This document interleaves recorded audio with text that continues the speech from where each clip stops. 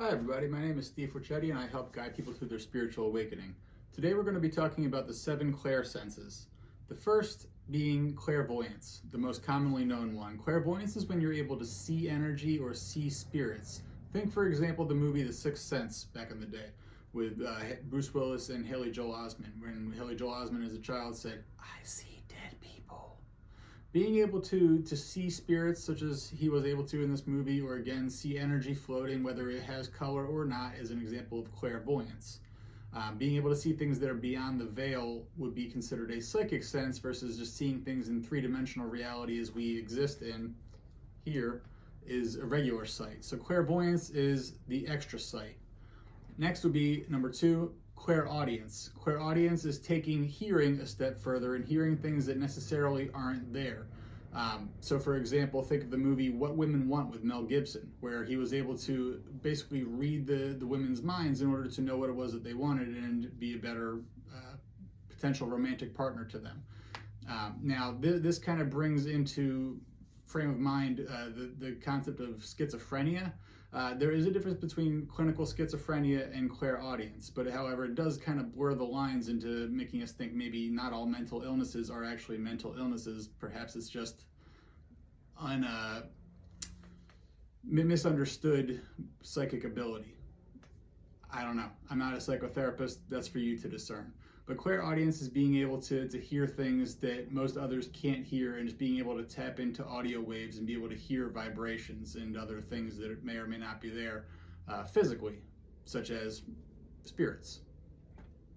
Next, number 3, clairsentience. Clairsentience is being able to feel things. So it's taking touch a step further. Being able to feel things that most other people can't necessarily feel, such as vibrations, waves of energy, downloads, whatever you'd like to call them. It's like when you walk into a room and something just feels off, the vibration of the room or the vibe feels off, or when you're talking to somebody and you can tell that they're upset. You can tell that they're not necessarily telling the truth about their feelings when they say, I'm fine, but you know that they're not fine. That's clairsentience. You're able to pick up on those feelings that aren't being expressed verbally. You can just feel things that aren't necessarily there. Next, number 4 is claircognizance. This is similar to clairsentience, but slightly different. Claircognizance is just having a sense of knowing, just knowing that something is happening or something is up, without necessarily being able to explain how or why you know these things. So claircognizance would be, for example, going back to clairsentience, would be if you just know that someone is off, or if you have a sense, like a premonition that something is going to happen before it happens. So almost like being able to imagine the future events that have not happened yet. That would be claircognizance. Just again, a psychic sense of knowing. Next, number 5 would be clairsalience. Now, not many people know about clairsalience, but clairsalience is being able to smell things that might not necessarily be there.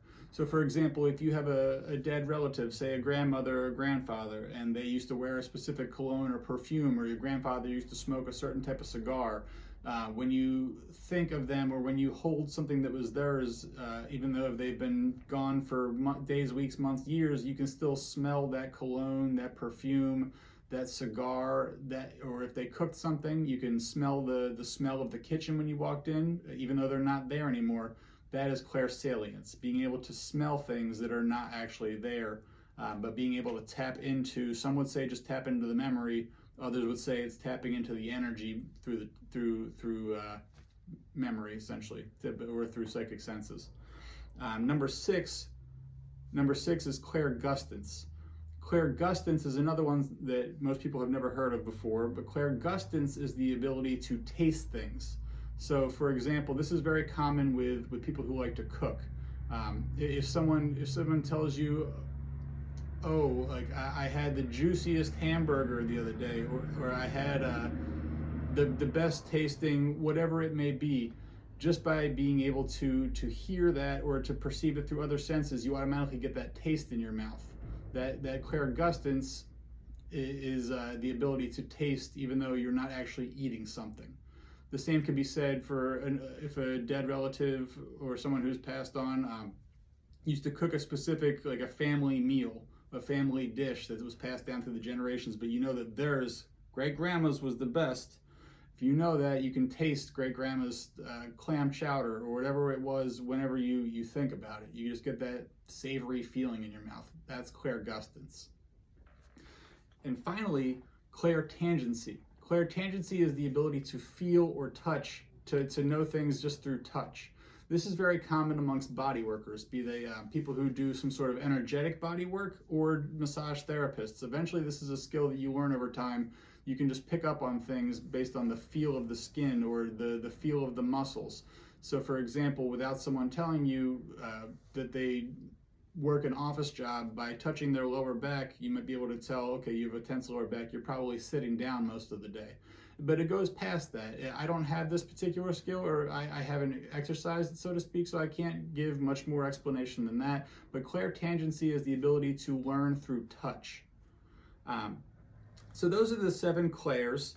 Now, the 2 books that I have for you today, I actually have a third one, but the third one's out on loan to a friend right now. But the first one is Invisible Worlds and Their Inhabitants, which is it's a very brief story. It's about like 20 to 25 pages long.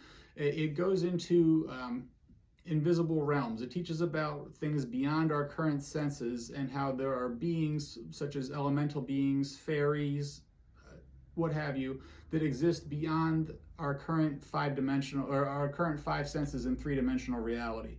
Now, How to See and Read the Aura by Ted Andrews goes into a little bit more depth about clairvoyance, clairaudience, and some other ones by giving you exercises essentially to work on these things, such as being able to generate energy with your hands and feel the resistance as you pat back into to an energy ball, or being able to point your fingers at your arm, move your fingers around without looking, or even with your eyes closed, and feel the energy of your pointers moving around your arm. There are many other exercises in this book. It's a fantastic book worth reading.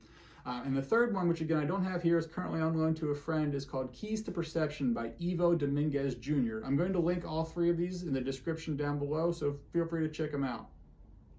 But Keys to Perception by Ivo Dominguez Jr. is a fantastic book that goes into a little bit more detail than How to See and Read the Aura. It gives a lot more exercises and different things that you can try out, but they're great ways to expand on these gifts.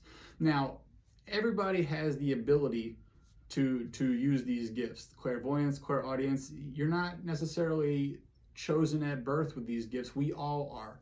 It's just like any other muscle in your body or any other talent. If you choose to learn to play the violin, or if you choose to go to the gym and work your physical muscles, all of these things are skills that you can build. So don't watch this video and think, oh, I don't have that, I can never try, I can never do those things. Check out these books. There are exercises for every skill level and any interest level to be able to learn how to do these things. I hope you learn to expand on these gifts, and I'd love to hear about some exercises that you've tried in the comments below. I hope you have a nice day. Namaste.